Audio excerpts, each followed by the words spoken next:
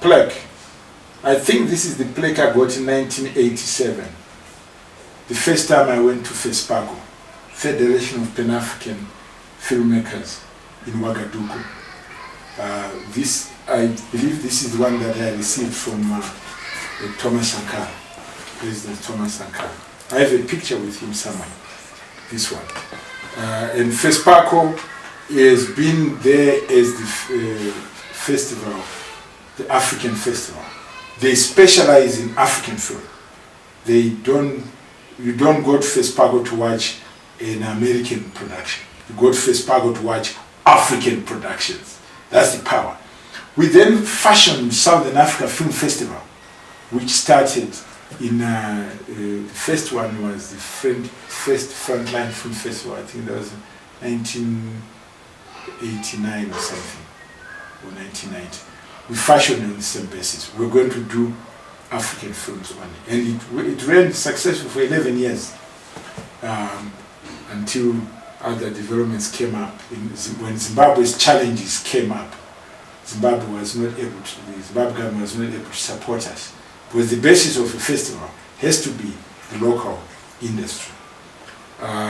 So that's the story of FESPACO. This one here is the Zimbabwe International Film Festival. This was in 2006 when I received this Film Service Award. This was in recognition of the work that I've done for the film industry. And this one is from the Zimbabwe International Film Festival, Narratives of Africa. This was now 2018. We're talking about 2 years ago. That's when I received this award. This award came from the International Female Filmmakers Images Festival, the one that Tsitsi Dangarembga started, and it's still going on until this year. And then this one here is a Zift as well, the Safiro Mazikate Award. I'm very proud of it because I knew Safiro Mazikate personally and I used to enjoy his work. In fact, he was one of the people who inspired me into wanting to do film and especially local broadcasting. There are productions that I've done because they were modeled on him. The Faj Film Festival is the Iranian annual film festival. And in 1991-92, I did a documentary called The Past Speaks. It is a documentary about the history of Zimbabwe. It starts right at the beginning. And I followed the Zimbabwean history through the stone ruins. Ziwa terraces in Nyanga, which was built before Great Zimbabwe. Great Zimbabwe itself, Kame ruins, and Abumbuzi in Wange, Nyanga, and so forth. Through that, I was able to trace the beginning of Zimbabwe's history. And we fast forward until 1980. This is my office. This is also the storeroom where I keep my material, right? This Ampex master tape, this is from a production which I did in 1988-89, which I called Nigerian Artists Against Apartheid Frontline Tour of Southern Africa, NAFTOSA. I took a group of Nigerian artists. I did that after doing you remember the human rights concert that we did where Harry Belafonte and those people came to Zimbabwe. After that, I decided to do something similar with African artists. My target at the time was actually Fela Kuti. He's the one whom I wanted to come here. But then at the end of the day, the amount of money that he wanted was too much. He wanted more than the amount that I was able to raise. But then I negotiated with a British music company, and we agreed that I would bring the artists. So I ended up bringing 3 artists: Sanogo Sun, Christ Etienne Obokwe, and there was a third one who came to Zimbabwe at that time. So I was recording both on tape, these tapes, and video. And it's one of the nice productions he did. It's part and parcel of that. Now, that's a whole story, because I went through hell. I really went through hell, but that's another story for another day. Today, I'm just showing you my office. This is a VHS from Studio 263, as you can see. When I was on Studio 263, my family loved to record every day what we did with Studio 263. But I've also got all these other tapes that you've got. Some of them are productions from my church. You know, I did some AFM choir, for example, choir festival. And that's where people like the Mahenderes started. You know, they were young. And then I also did other productions, like the production I did on the Sefer. That was the this was on the ISAP. I did a production on ISAP, the road towards a market-based economy. It's part of the productions that I did. And up here, a lot of these tapes you are seeing here, like this one is saying, Master, welcome to Chipao, episode 10. These are the Chipao tapes, material that I produced. I would take the Chipao kids and I would do their shows and so forth. There's some magnificent stuff here. In fact, some of it I want to reproduce it as I'm going to reproduce some of the stuff here soon, going backwards. And there are hundreds of productions. Like I told you, I've worked on more than 100 productions. If I pick up here, you can see these files are like FEPAS, my Federation of Pan-African Filmmakers. Fumaedu, the first feature film that I did, the one I was telling you, I was working with Godwin Mauru. Before Fumaedu, I worked on Nakayedu, because it was a 2 series on environment, based on environmental structures. That's what I worked on with some of these productions, which we did then. That's Fumaedu, and I've got some of the stuff that this one is The Big Time, which I did with Oli Maruma. I'm hoping to release this film as soon as this COVID issue is finished.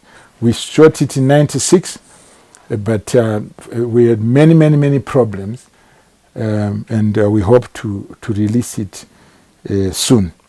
And as you can see, there are many productions that I did with ZBC. Joy to the World was a Christmas. Joy to the World was a Christmas. No, was an Easter show.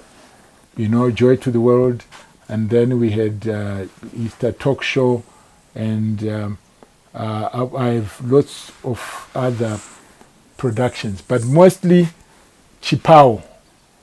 The ones that here's one interesting one. Dongera Sabugu Mangwende. This is wow, interesting. It was Dongera Sabugu Mangwende. There's gold here, you know. So anyway, this is my office, and this is where I keep my stuff, and I hope to continue churning out more stuff from here. This year I'm working with Joyce Makwenda. We are going to we're going to do a series based on her book Kupuro, Divorce Token. We are working on the script right now. just so you know that I collaborate with other actors. Right. I mean, for example, right at the top there, I've got my personal files, right? My children's files and so forth, right? But I also have Zanzibar International Film Festival, Southern Africa Film Festival, First Frontline Film Festival, Congo Production. I've got my other businesses like my Pescon Enterprises production there. I've got files on my African Adventure, Jake Speed. I've got Cry Freedom down here.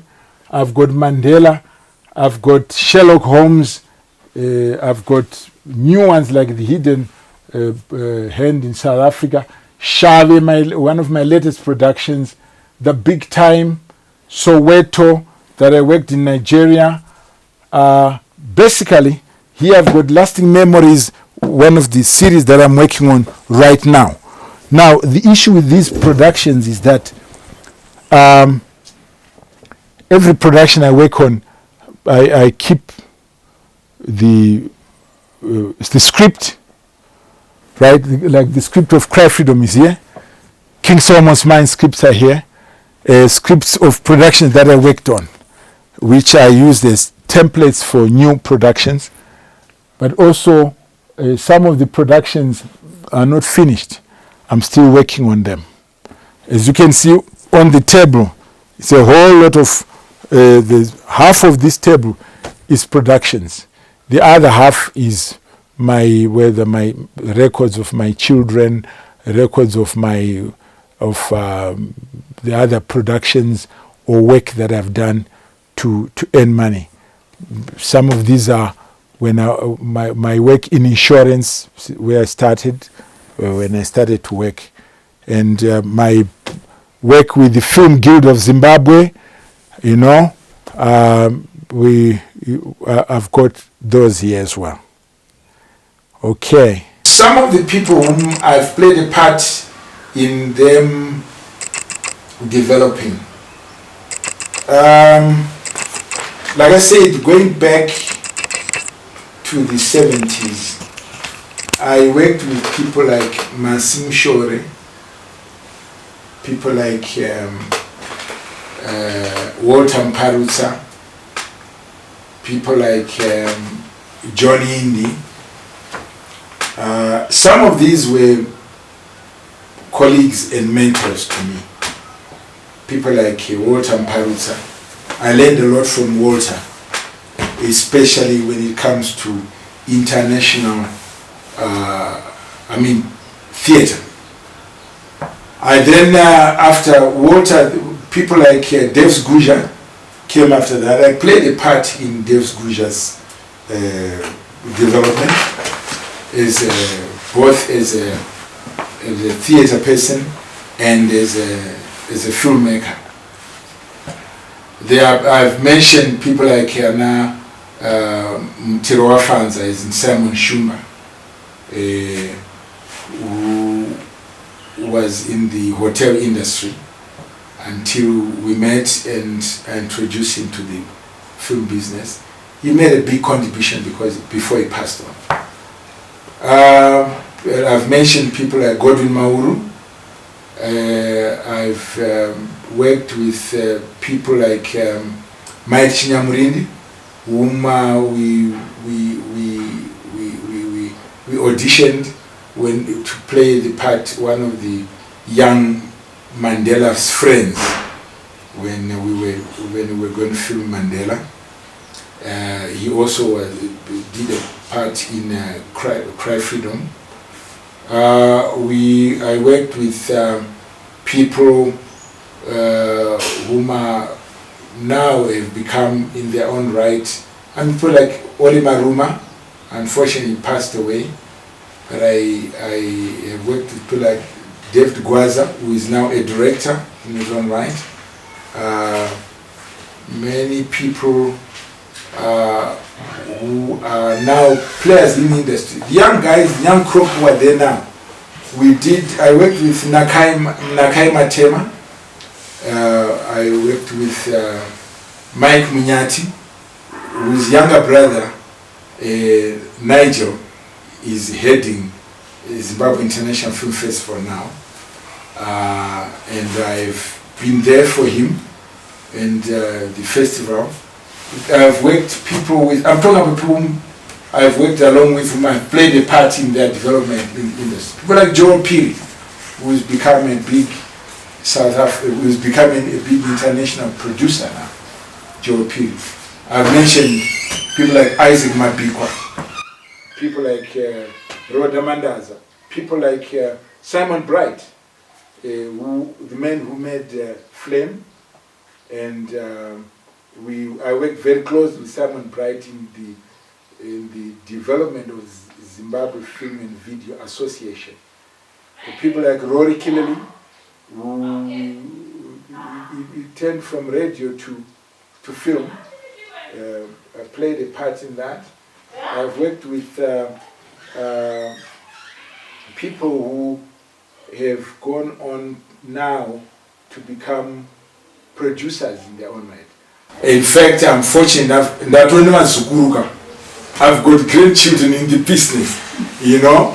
The people who have come like Nox Chatiza, people like there's so many. I'm now having so many in my mind coming through, you know. I've got people like Goldstein Tagavarasha. Some of them came on and as colleagues, like when I was doing Studio 263, you know, there was a time when I said to Godwin, look, let's get other people who are able to do things to come in. Ben Mahaka, you know, like I said, Dylan Max, let alone Anna Enmira, Anna Muengwa, as in Never Chinyanga, fortunately passed on as well. Like I said, recently, now I'm working with Bonginene in South Africa. I'm working with people like John Wani. Now, these are, some of them are very little to do with Zimbabwe, but are linked to it. I've groomed people like Admire Maramba, for example. Now I've got the Sandy Follows, I've got the people who have done productions, who are doing productions now, the Enjoy Jagus and so forth. These are people I've worked with one time or another. Like I said, with Nakai Matema, when we did the short film courses, from there we developed an Katline Tawaguisa, and oh my gosh, the guy who directed me on when I was playing the headmaster, what's his name? You know, when some of the names fall away, but anyway, these are people who have gone on to become big actors, big players in the industry. With the stints that I had with ZBC made me work with Dorothy Chizao,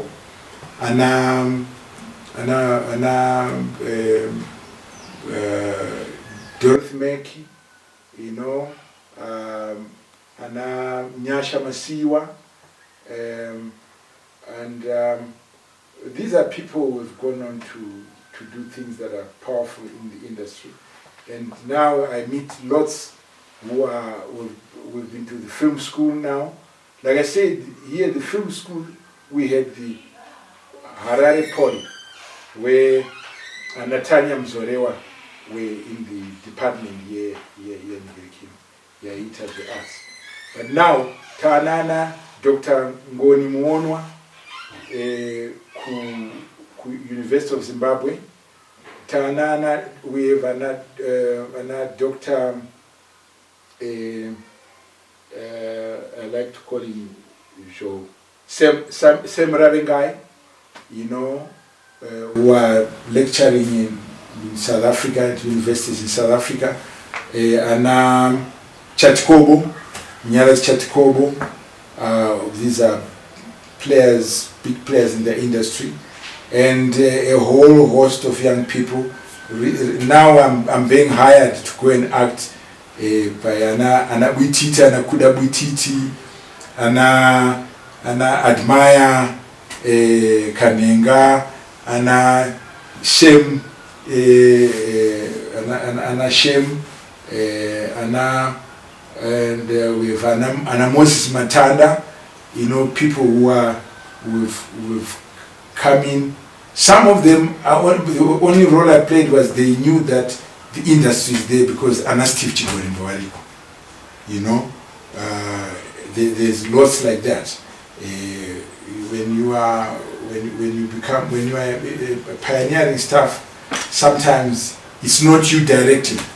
It's just the work you've done that inspires people. Yes, and I really appreciate that God has made it possible for me to play a part in my industry, in my part of the world.